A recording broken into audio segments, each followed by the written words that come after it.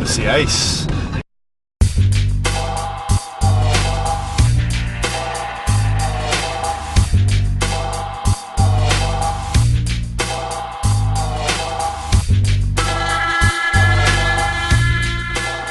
Tell us a little bit about your setup here. What do you got going on? Well, basically, this is the older Mac we used to have at our office back in the days when we started, and this one, we use this for all like the printouts. Now we're using it more like a word processor than anything else. We like anything that has to be typed out, or track lists, or all the basic art. I mean, not the artwork, but the Scheduling kind of stuff. scheduling. And inside of an album, there's a lot of words inside of an album. So who produced, who did this, who controlled this, or wrote this, or credits totally in there. Lyric sheets. You know, you can sit up here and type out lyrics and stuff. So we do this. And what we did was we split all. We got Captain Kirk on here. We split all that away from this computer, because this computer was basically being run totally for music, and what we wanted to do is keep all the musical software away from regular stuff, and try to keep this particular computer. We got basic, I guess, a power PC, and then we got on top of it a CD burner and 10 gigs of hard drive space. Basically, when you're dealing with music, it's basically how many gigs of hard drive you can store music on. That's what you're more concerned with outside of RAM. We're only running the same program over and over again, so you don't need a whole bunch of RAM, so to speak. You just need a lot of area to save information. And the reason most musicians use Macintosh equipment, because Mac is more of a truer computer format. It's like it's running straight Mac versus what Windows is an IBM computer trying to act like a Mac. So what they do, this is more true base. So you find people that do artwork and do music tend to use Mac. And then that bleeds over to our businesses. Like if you go to my business, I got all Mac computers because I'm familiar with Mac computers. So when people come in, they come with that PC stuff, I'm just like, I don't know how to run them, really. So I think you'll find that more people in the music industry or in the art, as far as graphics, use Macintosh equipment. You know. What got you into Macs originally? Somebody influenced that decision? No, just the software, being the musical software, we were using Pro Tools equipment. From the beginning, then. What's the other stuff that's in here? Sound designers, Peak, Toast, all the different things you use to burn CDs. They basically, we were turned on to first. I think Pro Tools was one of the first setups that was really made for Mac equipment. And what we did was, in this studio, we got like a 48 track capability. We have 8 acts. We got a 2-inch tape. And what we would do is try to open it up. The only problems we found as far as it going is that as fast as the Mac equipment upgrades, then you have a problem with the software. Right. So right now, as we speak, we're running into a little jam, because what we did was we have Pro Tools on the old system, and then one of my genius friends came in and says, oh, you need 8.9 or 9.0 Mac, and he upgrades the computer. But now the software won't run. Right. So you're going to run into that over and over again. But then there's ways you can plug in the software and upgrade it. But sometimes once you know, the oldest term is, if something ain't broke, don't fix it. So anybody out there, if you got a powerful Pro Tools system or any type of musical equipment set up to your Mac and it's working, there's no reason to upgrade that particular computer. If you're using that same computer for other things, then you may want to upgrade it. But I have like 10 computers, so. What else do you have? We've got G3 laptops, 10 of them. Wow. We got Do you take that on your live show then? Excuse me? Do you take the G3? No. What we do inside of computers is basically editing and formatting and mastering. Like we'll take the record from here, from the 2-inch, put it into the Pro Tools, and then from there We can mix the songs, like when you listen to albums and you hear the songs cross-fade on top of each other. We do that inside of the Pro Tools. We add sound effects. We do clean radio edits. So you're actually not recording your stuff on the Pro Tools Into it. system. No, but we do but we record like simpler things, like things that may be 4 tracks or something. But you can do 48 tracks inside of here. But the thing of it is like when you're inside of a computer environment, Pro Tools is really good for people that are doing like stuff at home and they got their keyboards and they got all their stuff and they're just right there. But a lot of people who are in recording studios still prefer the tape. They want to feel the tape. They like the board feel. Now the thing Pro Tools does now is they have an interface that goes to the Pro Tools system that allows you to have a mixing board. Because a lot of people don't like fading using a mouse. You know, it's just not hands-on enough to get the groove. I got a team of computer consultant geniuses, unemployed bums that come through and periodically destroy my computer systems and stuff. So that's why they don't touch a lot of the more heavy stuff we got going on around here. But this computer right here has been a workhorse for about 5 years, right? Yeah. And it does. Hasn't given us a problem. And really, right now only time we really get deep into the computer is when we're getting ready to when we're completing an album. Like right now, while these guys are making their records, we won't use the computers. But when it gets down to the end and we got all 10 of the songs and they're all finished, then we start dumping it into the computer. And at that point, that's when we make it into one big thing. Mm-hmm. Switching over to some of the newer technology in music, I understand that you went to the Web Noise Convention. You've got Coroner Records actually going up online as an interactive record label. Tell me a little bit about that. Just moving ahead with time. Right now you got the newest technology, which is MP3. Mm-hmm. And anybody who's ever seen it actually work cannot honestly believe CD's got a chance in hell in the next 5-10 years. It's going to be played out. So, you know, me at this point in my career, it's about me getting ahead of the technology and learning the game. So I set up an internet record label. I think that that's the future of the way people will buy records. And I've been at all these conventions and speaking on it. And as an artist, I'm just aware of it. I think the major record labels don't want us to know, or at least want to stagger the whole theory of MP3 till they get a grip on it. Right. And one way of doing that is saying people are going to steal the music and things like that. But are you at all concerned about that? No, they can steal the music now. That's true. You know, right now I can go get Lauryn Hill's album from the Tower Records, rip it, and email it to everybody in the world if that's what I choose to do. There's nothing you can do to stop that. Right. So, have you downloaded MP3s before? Oh yeah, my record, the Ice-T album is available on Atomic Pop. Was available for MP3 download a month before we let it out to the store. And I've gone to different websites and pulled MP3s down, and I got cats, that are sending me MP3s and songs, and all my friends got MP3 players, and if I hear a new song that I like, I email them a song, and, you know. Do you see CDs going away anytime soon and just... Yeah, I see them going away within 3 years. Really? That soon? 3 to 5, yeah. Because all they got to do is get the MP3 car stereos out there. Mm-hmm. And once somebody sees that, like the MPEG has a MP3 car stereo that holds 430 hours of MP3 files. That's like 7 weeks. So it's a long time to sit in your car. Well, it's a long time not. It's a long time not having to go to your trunk for a skippy CD that's jumping around any damn where, and you know, it just makes more sense. I mean, there's going to have to be more products to back up the MP3s. I can see people are going to come up with backup hard drives, because if you put 430 hours worth of MP3s into a car stereo, I want to put it 430 hours somewhere else, just in case my car stereo does the inevitable word crashes, you know.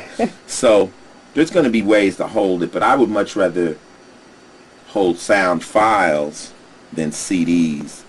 They just, what's so great about a CD? They skip, they do their own thing. I had a CD go blank I don't know how that Wow. happened. I don't know how that happened. The whole damn thing went blank. I don't know what kind of force field hit that thing. So are you heavily involved in sort of uploading the stuff to Coroner's website and maintaining that, or what sort of role? Well, right now what we did was the main thing, like with any website, is you have to build the main engine. Right. And we spent the last 4 or 5 months setting up Coroner engine. And right now I got software design, computer technicians building all these elaborate like links that go to Coroner, where we're going to be able to show films, we're going to be able to download this, download that. So what we did was we threw the site up, we put one artist on there, me. And coming up in the millennium, you're going to see all the groups that we have available for you to listen to their songs, email them. We have to have databases, so everybody who hits their site, these kids will know who's listening. They'll be able to email them back. And It's almost like a little community.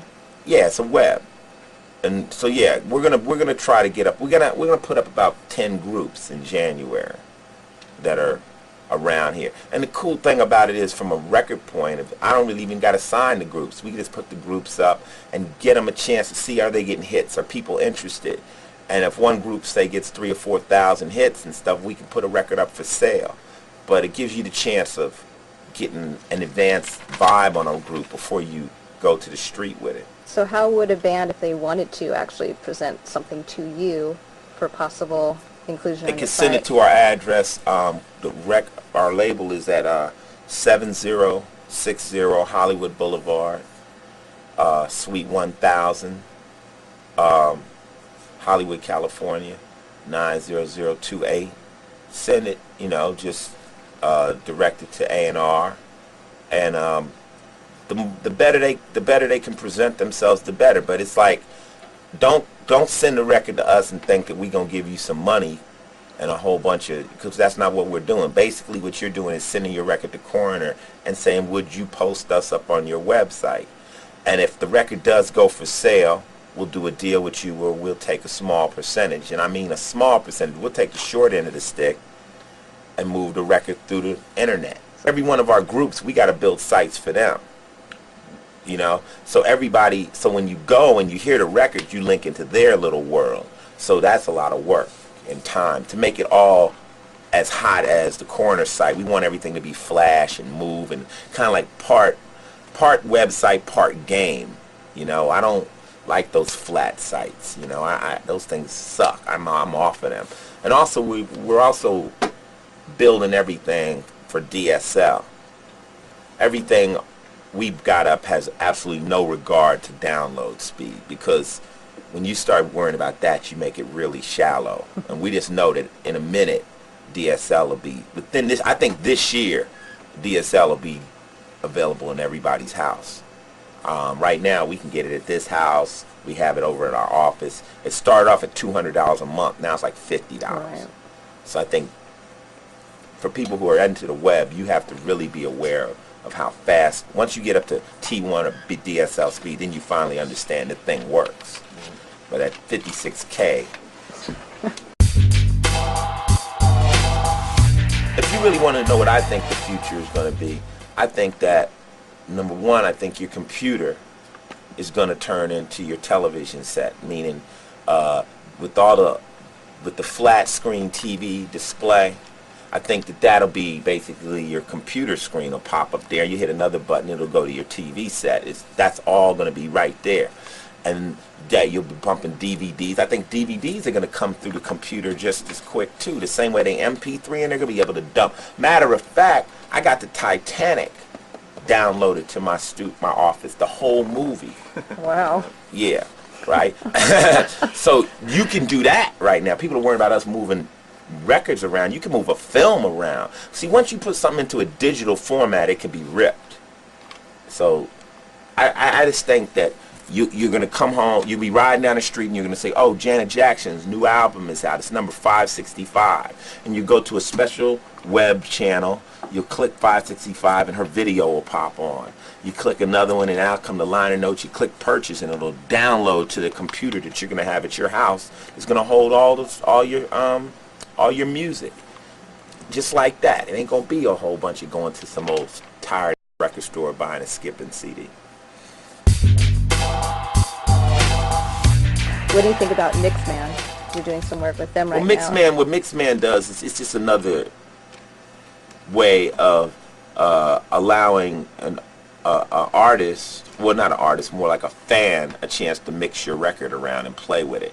And I think that's kind of hip. I think it's cool. I think that, you know, as we get to the more interactive age, I think me being able to give you a song and saying, I know you like it, why don't you mix it? Why don't you mess with it and play with it? I think people like doing that. I think the days of people just listening to records are over. I mean, I may like a certain record by, say, Maxwell, but maybe I would like to hear an acoustic mix of it. And if I could pull all the drums out and just listen to a guitar and him singing, maybe that's the one I like in my car. So it's kind of cool that you can change a song around. I think as long as the artist is able to give it to you in his format, he doesn't have a problem with you working with it. I think it's fun. I think it's fun. We're having a Mixman area in our site built too. So all the groups that we put their records up, the people that come in will, here's your song, and also it's available in the mix room. We're putting a Mixman, like a room where you can take that song down to the studio and mix it around. So you have like Mixman available straight on your website? Yeah, on the website. Wow. So if you want to go downstairs and play, we're going to have to make it look like a studio. You go in the studio, mix this, remix this, and save it. So it keeps people on the site longer. You know, something fun to do. Speaking on Mac, most of these players, Rio just came out with a Mac player for MP3, and I've been walking to each one of these booths telling them, you guys are missing the boat because musicians use Macs. So you guys are working against Mac, but then the thing of it is we make the music on Mac. So you're totally not handling it. I guess it's just easier to work on a piece of crap, a PC. But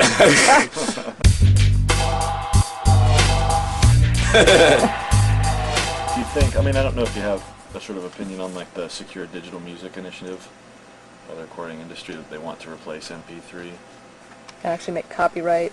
You know, all that stuff, I don't really think it's going to, anything that's going to replace MP3 probably will happen down the road. But right now, the music is going to follow the hardware. And if all these players are made to play MP3s, if all the home stuff, if all the car stereos are made to play MP3, that's the first way it's going to hit. Sony actually has invested money in MP3. Mm-hmm. So of course somebody's going to come out with MP95 or whatever, you know. But as far as all that securing digital, this, that, and the other, average artists couldn't care less. I mean, we've been getting bootlegs since we started. You put out a CD, people make cassettes of it, they do this. I think the recording industry is so scared that an artist now can take a Pro Tools system, go make a record, take it, burn it, then actually throw a website up and sell it, that they're just coming up with any kind of way of saying, oh, we can protect you. If you come to our label, we'll protect your record. So what you're going to do is protect my record. So if I sell 300,000 records, you'll protect that other 100,000 that didn't get bootlegged. But what you're not telling me is you're beating me so bad in the royalties that it ain't going to matter. I'd rather let somebody get 100,000 extra records and make $9-10 a record myself than take your 85 cents a record and have you keep me secure. So the pimp's losing the hoe at this point, you know what I'm saying? And they can do what they want. And once that digital way of securing the record is available, still, why does the major got to be the only person that can do it? The independent can use the same technology and secure theirs. So they're in a bad situation. They're really being broken down to just promotional companies at this point. Yeah, so that's it. This is Ice-T, MacAddict, you know what I'm saying? Go check out my site, mcice.com. We got porno, we got guns, drugs, alcohol, everything you need for a nice evening, okay? Check it out.